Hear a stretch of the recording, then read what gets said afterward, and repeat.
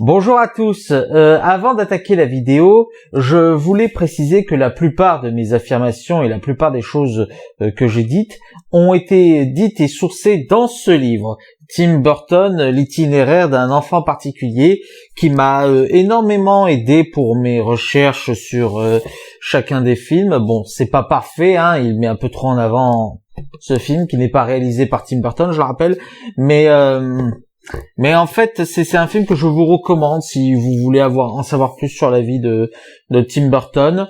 Moi, il m'a beaucoup aidé. Allez, bonne vidéo.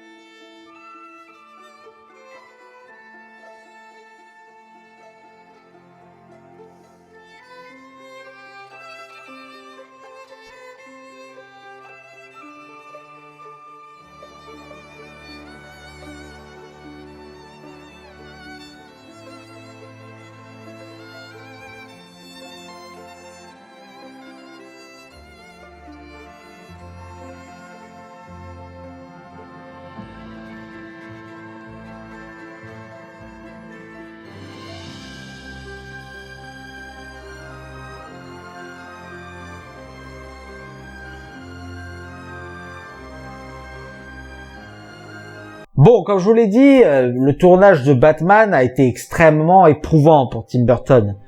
C'est un film de blockbuster qui lui a vraiment laissé sur le carreau. C'est pour ça que pour son prochain film, Tim Burton voulait revenir à quelque chose de plus personnel, de plus intimiste. Un film qui a été refusé par la Warner et qui donc sera produit par la 20th Century Fox, Édouard aux mains d'argent.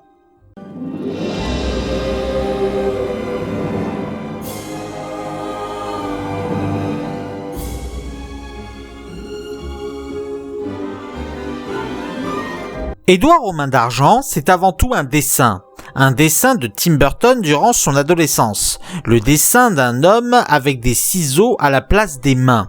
Tim Burton se lia d'amitié avec la scénariste Caroline Thompson et, pendant la pré-production, lui montra le dit dessin. C'est alors que Caroline entra très rapidement dans l'univers de Burton et écrivit un script de 60 pages. Le scénario de Édouard aux mains d'argent était né. Burton développa son projet très tôt et proposa même de réaliser Édouard aux mains d'argent pendant qu'il réalisait Batman à la Warner. La Warner qui refusa, parce qu'elle voulait absolument que Burton réalise le deuxième volet de la saga Batman. Donc il se mit à la recherche d'un autre studio, et ce fut la 20th Century Fox qui récupérera le bébé. Si au début le film est prévu avec un budget de 8 millions de dollars, Joe Ross, le tout nouveau directeur de la Fox, voit en ce film un nouveau E.T. et décide donc d'allonger le budget à 20 millions de dollars. Et autant vous dire que ça a permis quelques folies. Par exemple, Burton a pu faire reloger tout un quartier de banlieue américaine pour pouvoir repeindre les maisons dans des couleurs flashy et pastel. Et cela permet également d'avoir un matador aux effets spéciaux, à savoir Stan Winston, qui avait déjà bien des faits d'armes à son actif. Pour la distribution, déjà Tim Burton avait vite choisi Winona Ryder parce que leur collaboration avait été très bonne sur Beetlejuice.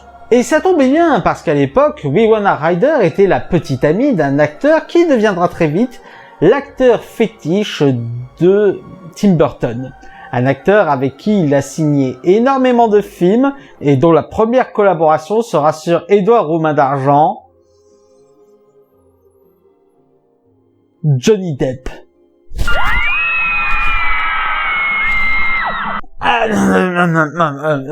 Pardon, je suis un énorme fan de l'acteur.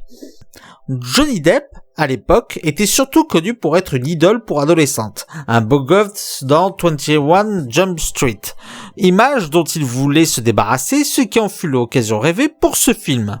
Il voulait tellement être dans ce film qu'il est allé jusqu'à rester alors qu'il a tourné de l'œil à cause de la chaleur des lieux de tournage qui se posaient sur un costume en cuir noir étouffant. Ouais. À l'époque, c'était surtout Tom Cruise qui était envisagé pour le rôle de Edward. Sauf que la statue de gigastar de Tom Cruise le poussait à être extrêmement capricieux.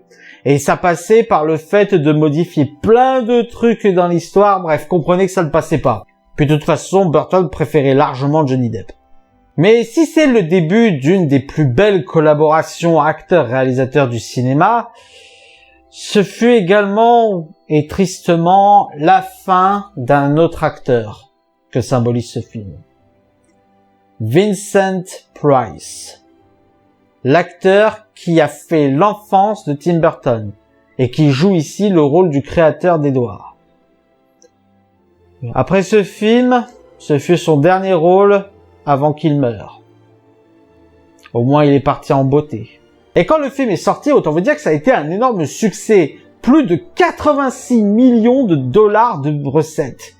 Autant vous dire que la Warner s'est mangé les doigts d'avoir refusé ce film. Était-ce mérité ? Voyons cela. De quoi parle ce film ? Edward est un être humain fabriqué de toutes pièces, mais dont le créateur est mort avant de lui avoir fabriqué des mains, ce qui le condamne à avoir des lames à la place de ceux-ci. Des années plus tard, il est trouvé et ramené dans la banlieue pour le meilleur et pour le pire. Ce film est tout simplement magnifique. Du Tim Burton à l'état brut. Il faut déjà dire une chose, c'est que tout le film a été pensé pour être un conte moderne. Et donc, dans son esthétique et dans sa narration, il va tout mettre en œuvre pour mettre un parfum de conte. Certes, ça donne un ton et un rythme assez particulier, car il est très enfantin, mais ça donne aussi une poésie envoûtante. Cela commence d'abord avec le concept même et la narration de notre histoire, qui se sert de référence des contes pour enfants. Les deux plus évidentes sont bien évidemment Pinocchio pour le concept même du film et de l'être humain fabriqué, mais également La Belle et la Bête pour tout le côté d'une belle femme éprise d'un monstre que tout le monde rejette. L'aspect conte continue également dans la direction artistique du film. Les décors, tout d'abord, ont été faits pour renforcer un aspect enfantin, ce qui fait par exemple paraître la banlieue américaine pour quelque chose d'extrêmement artificiel, avec ses maisons aux couleurs pétaradantes qui s'opposent au manoir gothique, demeure de base de Edward. Vient ensuite le traitement des personnages. Alors certes, ce traitement n'est pas profond, mais il est très pertinent dans son aspect conte de fées. Car en plus de Edward, qui est un mélange entre Pinocchio et la Bête, comme on a vu, c'est aussi tous les autres personnages qui peuvent être des archétypes de contes de fées. Ainsi, Kim est évidemment la princesse qui passe même par un côté Blanche-Neige. La famille de Kim est la famille bienveillante villageoise. Le voisinage est un attroupement de sorcières se rassemblant souvent pour cracher leur venin. Nous avons même un curé puritain et une sorte de Gaston en la personne de Jim et un chasseur juste et bienveillant. Mais Edward reste la quintessence de cet aspect poétique. D'ailleurs, le personnage de Edward est extrêmement poétique, que ce soit dans le fond ou dans la forme, car il a connu ses premières émotions grâce à la poésie. Oui, pas drôle. Si nous faisions un peu de poésie.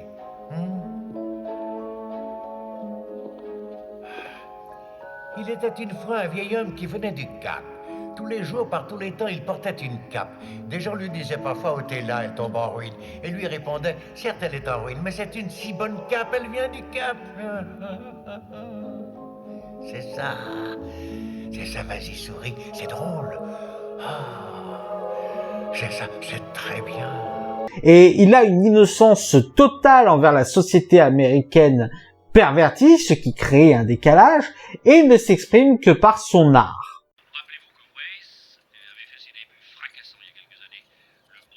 Veux-tu que je te dise, c'était pas tant aide, ma parole. C'est bien notre famille que t'as sculpté.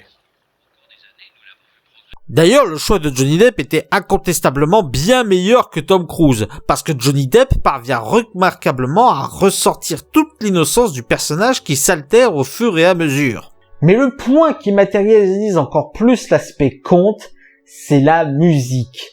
Elle est douce, elle est onirique, avec quelques chorales et quelques mélodies faisant penser à une berceuse.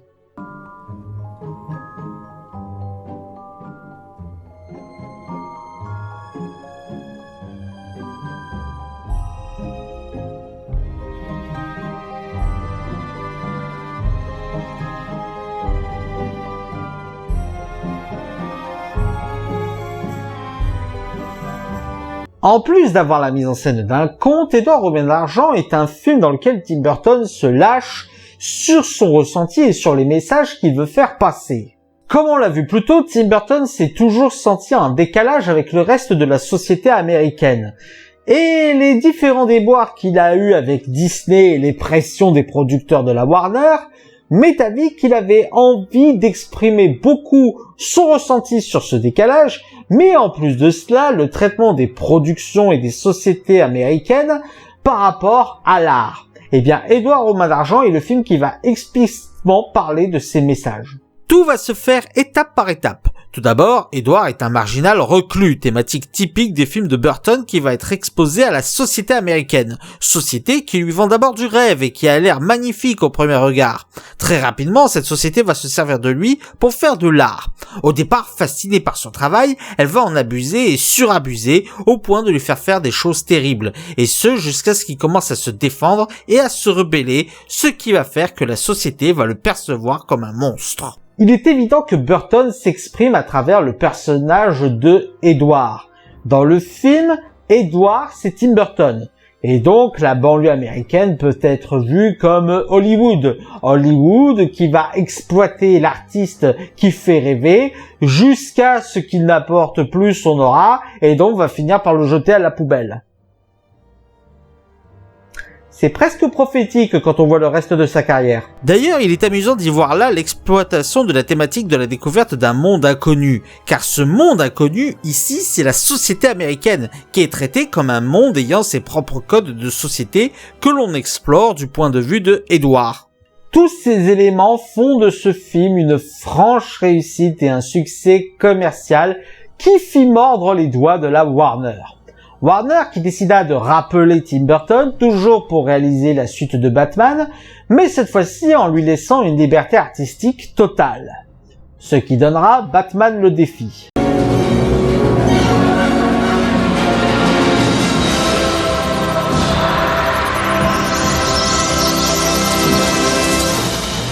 Le fait que la Warner laisse une liberté artistique totale à Tim Burton encouragea ce dernier car il a toujours regretté de ne pas faire son Batman.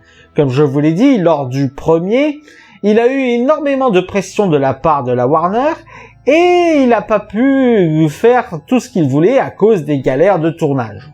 Mais cette fois-ci, les choses allaient être plus simples. Michael Keaton avait déjà la confiance du public pour interpréter le personnage titre, et il remplit là pour ce rôle. Et Tim Burton était tellement à l'aise et voulant vraiment faire son propre Batman, qu'il n'accorda pas tellement d'importance à la continuité par rapport au premier Batman.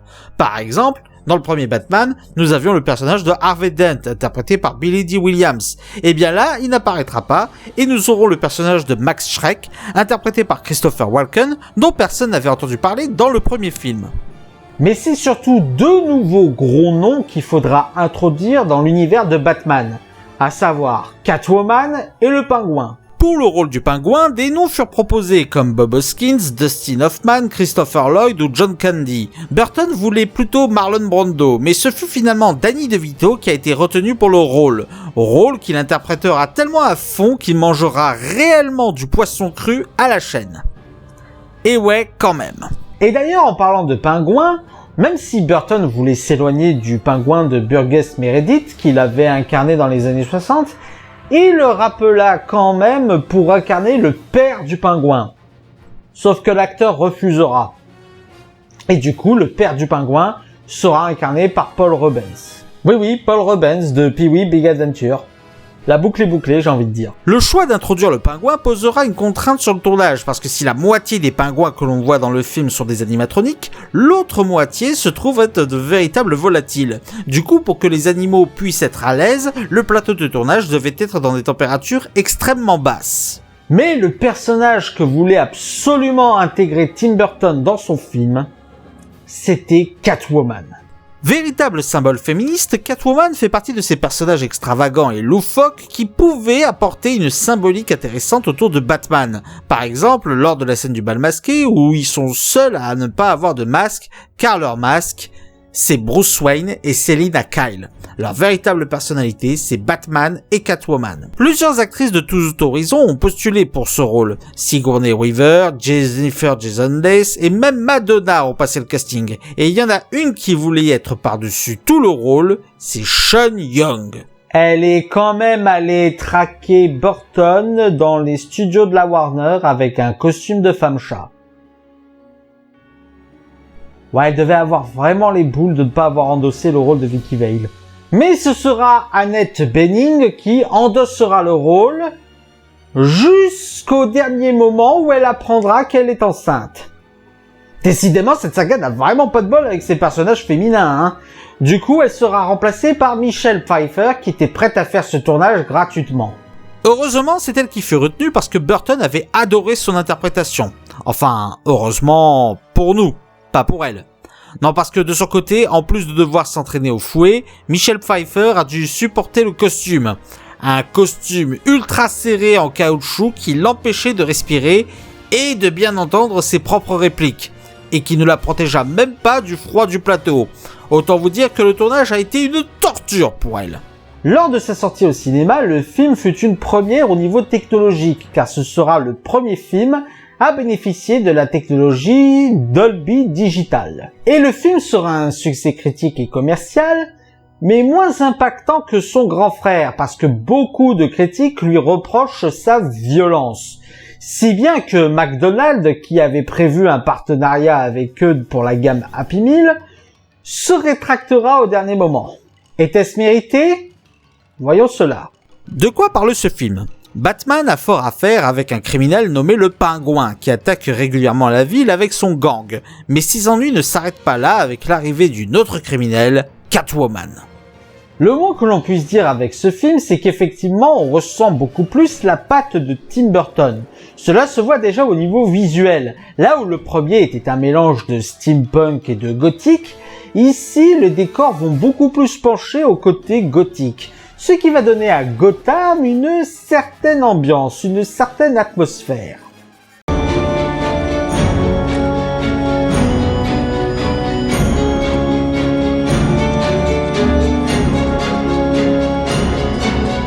Une autre chose très intéressante visuellement dans ce film, c'est l'exploitation de la symbolique. Je ne veux pas parler de setup payoff, parce que dans le cadre d'un setup payoff, on vous montre des choses concrètes qui vont être servies dans ce film. Non, là, je parle vraiment d'images symboliques. Comme par exemple le bébé pingouin qui tue un chat, annonciateur de sa future trahison.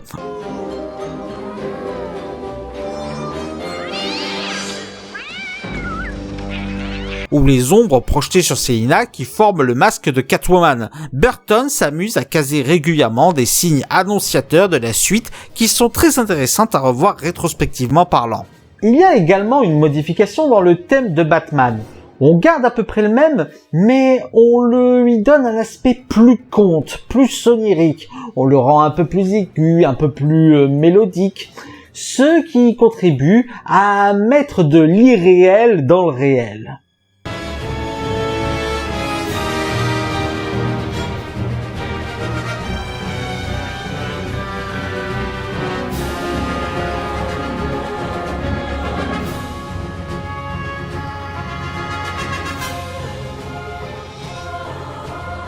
Je vais me permettre d'en parler maintenant parce qu'il y a 2 points que j'aimerais aborder après. Mais au niveau de la thématique, on est encore une fois en plein dedans avec celle des marginaux, notamment le personnage du pingouin.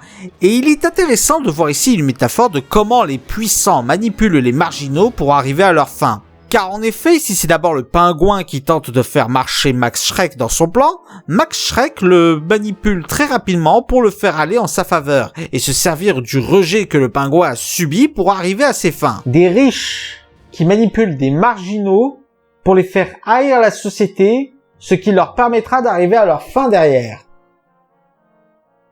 Ça ne vous rappelle pas légèrement quelque chose ? Avant de passer à la suite, il faut que je réponde à une question. Est-ce que ce film est si violent que ça ? Eh ben, pour être honnête, si effectivement il est un peu plus graphique que son prédécesseur,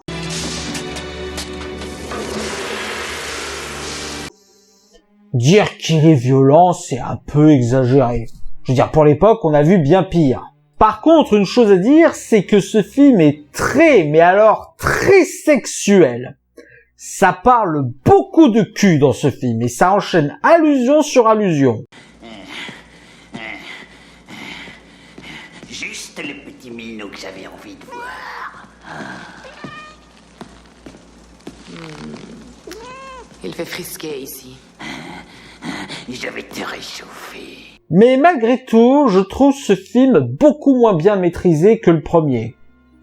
À cause d'un personnage.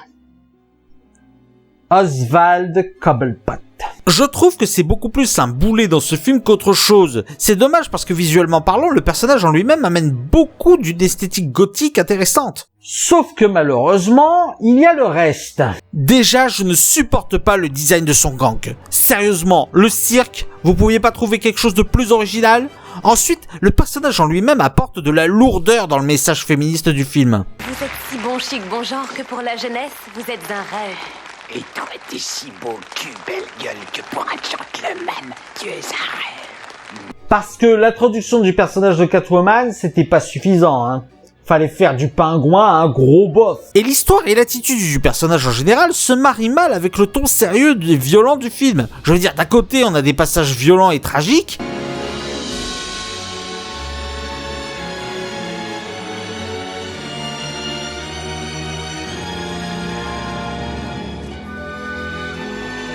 et de l'autre, des gags qui frisent le ridicule. Le film ne sait pas sur quel pied danser à ce niveau-là. Par exemple, là où le Joker avait un plan général préparé, détruire Gotham, et on prend le temps d'amener la manière dont la stratégie du Joker va être contrée, ici, rien n'a de sens de ce côté-là. Déjà, le pingouin n'a pas un, mais 4 plans, dont 2 qui ne sont pas de lui.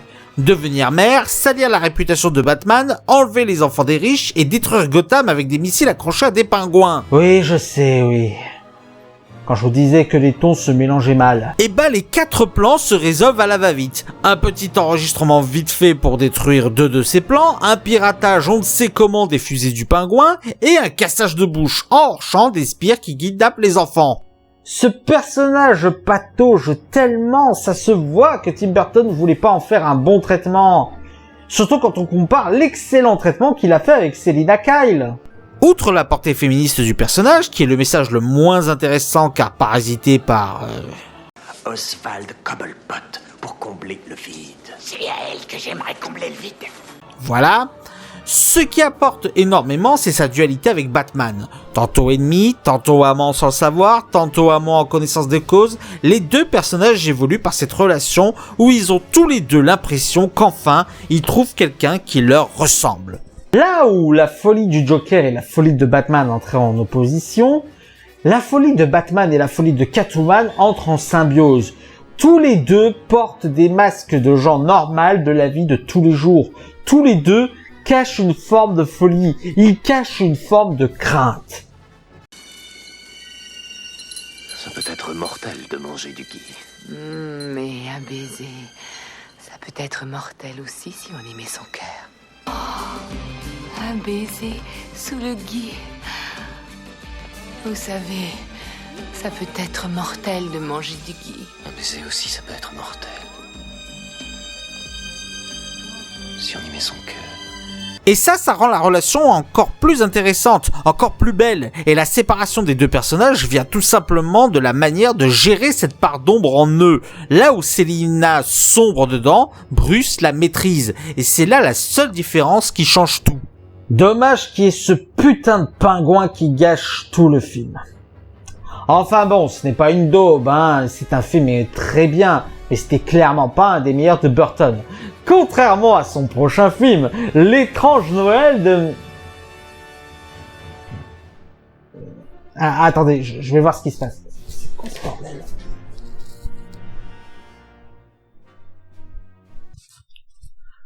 Oui, bonsoir. Non, ne vous inquiétez pas, la vidéo n'est pas terminée.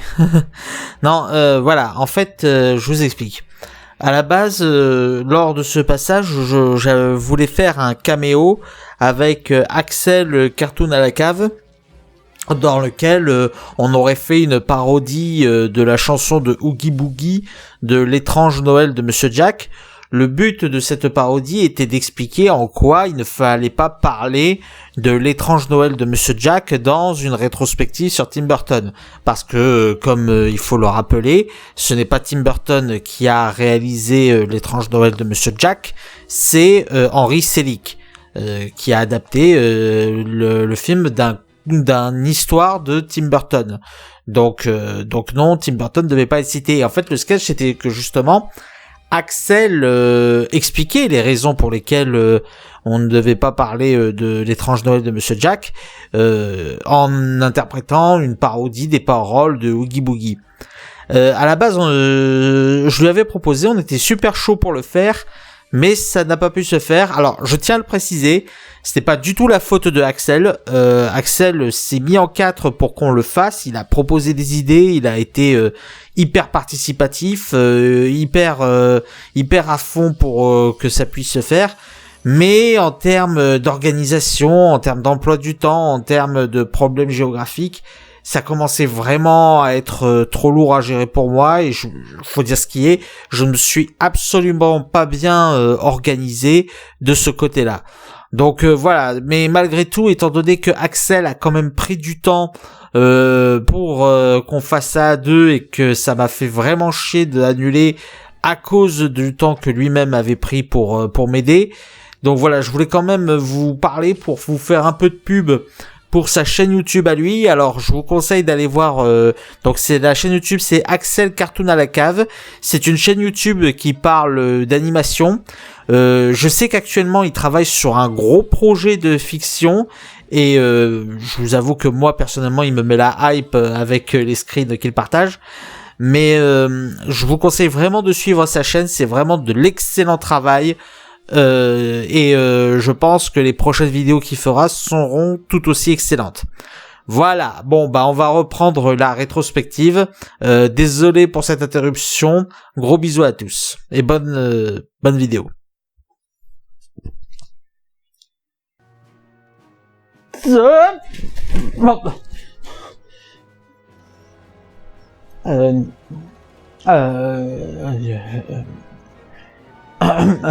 Donc je disais le prochain film de Batman, Ed Wood.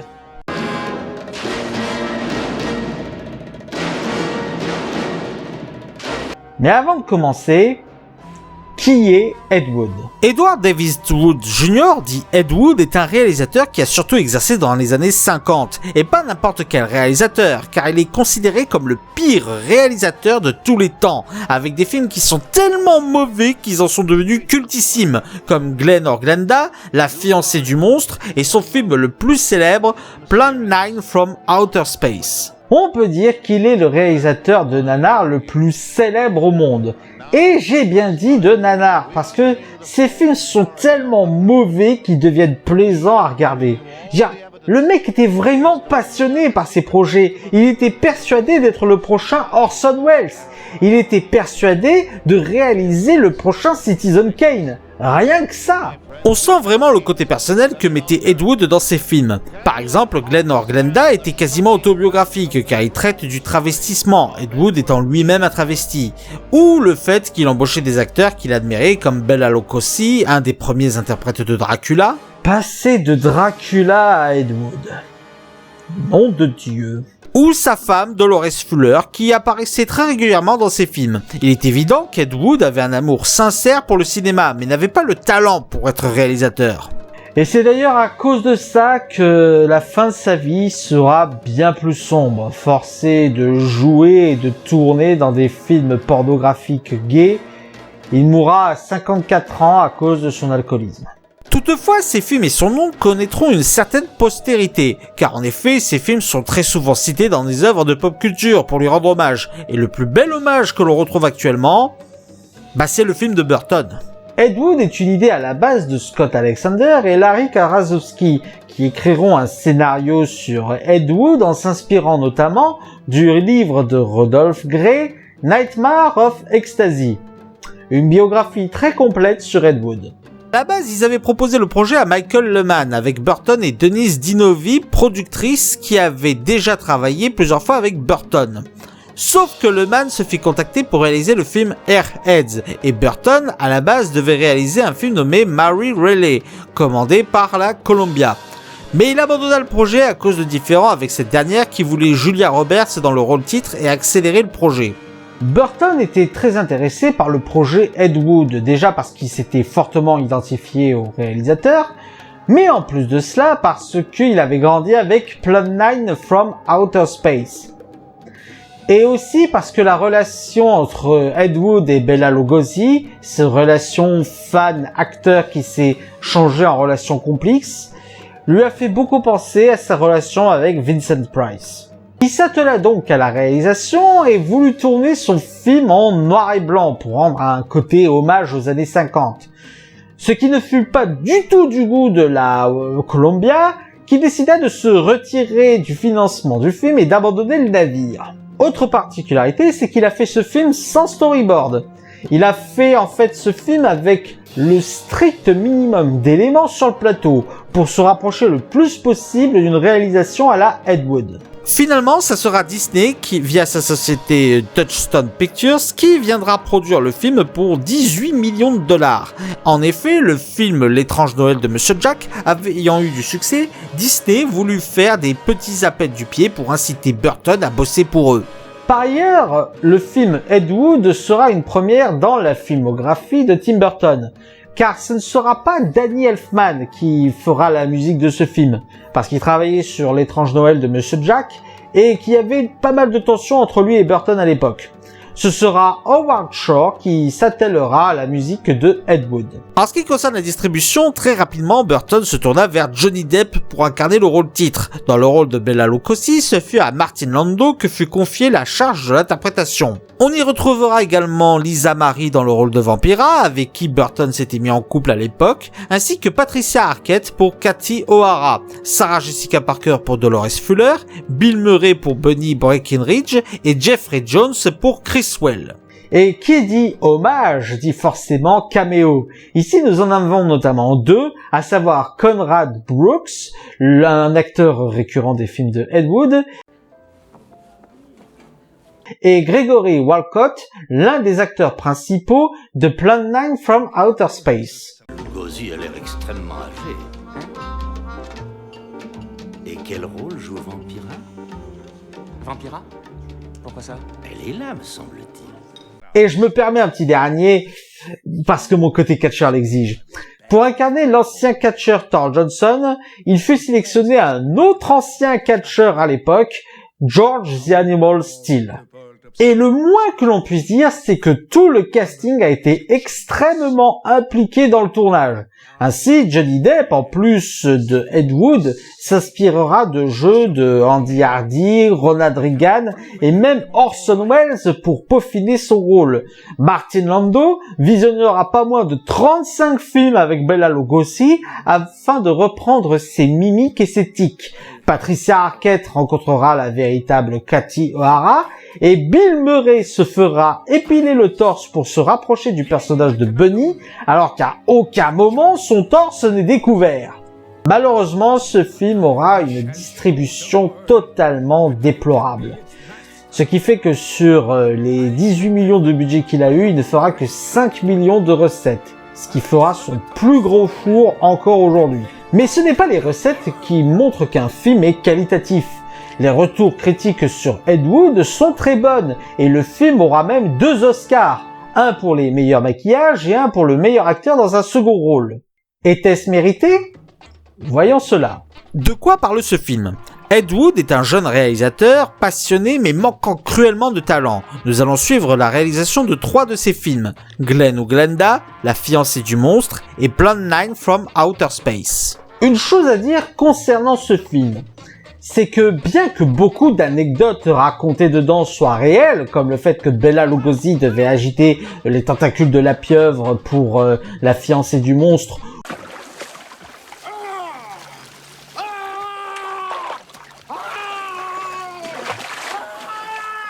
ou alors le fait que l'équipe a dû se faire baptiser pour obtenir les fonds de Plan 9 from Outer Space, Oh oui.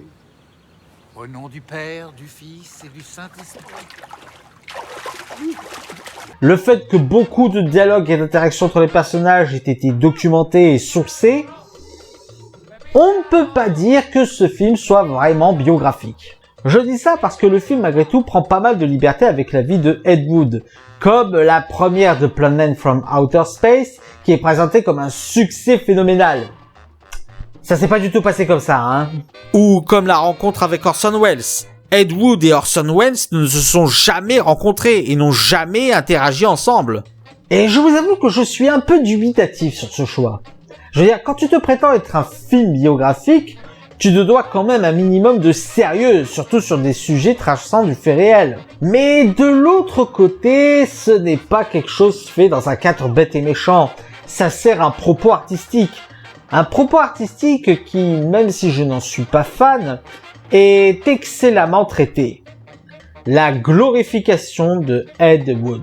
Il est évident que Burton voulait que Wood soit représenté avant tout comme un optimiste, un artiste ayant sa vision de l'art, ses thématiques, ses inspirations, et qui se donnait toujours à fond dans ses films, ce qui le rendait concrètement attachant. Car Ed Wood, c'est un personnage totalement à part, je dirais même que c'est un marginal. Et là, on rentre tout de suite dans la thématique de Tim Burton, les marginaux. C'est en tant que marginal que Ed Wood est glorifié. Et ce n'est pas le seul, parce que le film présente une pléthore d'acteurs et de personnages hauts en couleur.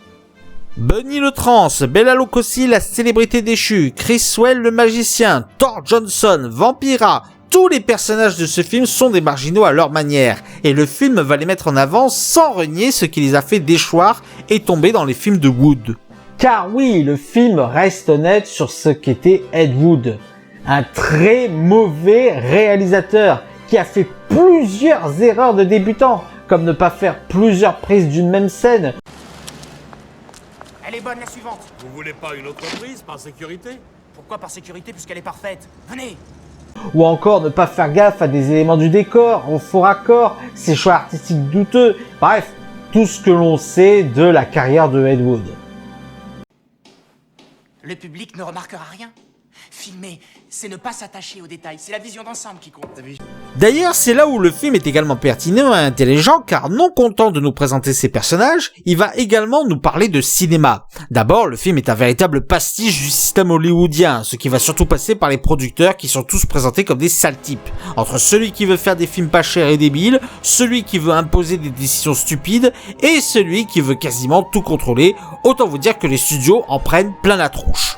Mais ce n'est pas seulement ces éléments que le film va montrer comme problématiques. Tout le long du film, le film va disséminer des éléments accusant la société hollywoodienne, comme le mépris que l'on fait pour les vieilles célébrités. J'ai raccompagné Bela Lugosi. Je croyais qu'il était mort, celui-là. Non, il n'est pas mort, il vit. Enfin, je crois. Il est vieux et fatigué, mais c'est toujours Bela Lugosi, et il est très gentil. Moi, en tout cas, je suis incapable de me rappeler dans quel film je l'ai vu. C'est ça qui est dommage, c'est un très grand acteur, et aujourd'hui, on n'en voit plus. Il t'a signé un autographe? Ou le public qui peut se montrer violent et stupide.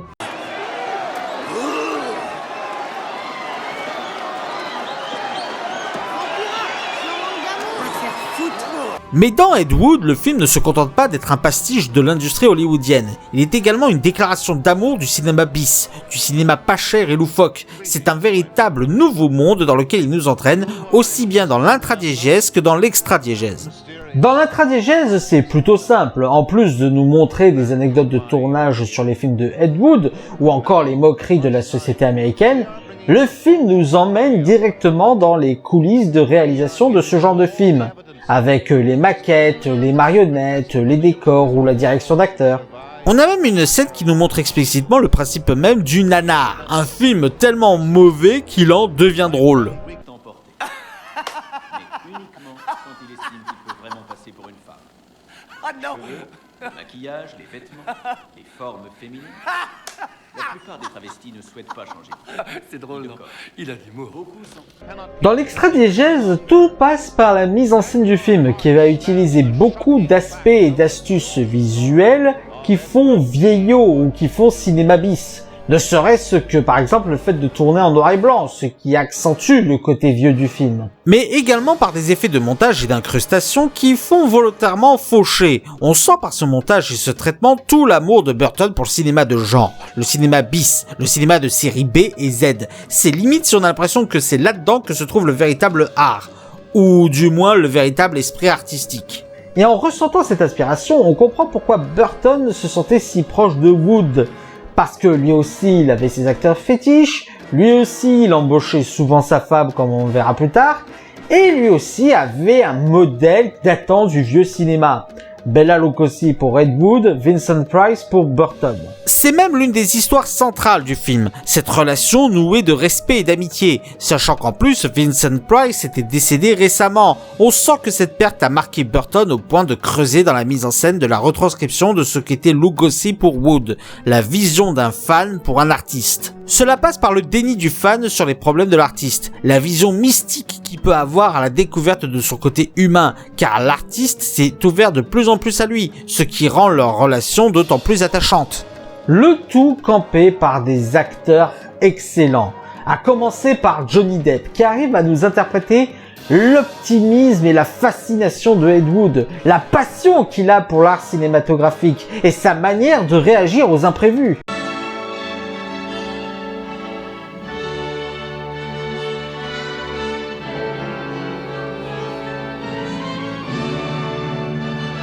Montée musicale et coupée.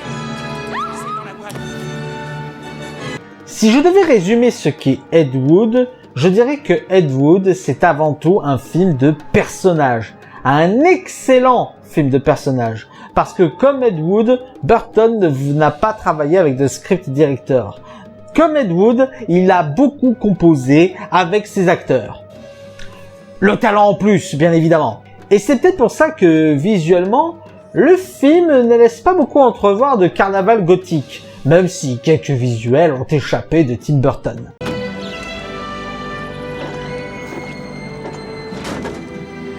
Ce film est sans doute l'hommage le plus sincère et le plus émouvant que Burton aura fait pour un artiste. Dommage que ce film soit un four monumental, et n'aura son statut de film culte que bien plus tard. Toutefois, Burton n'en avait pas fini avec les films des séries B des années 50.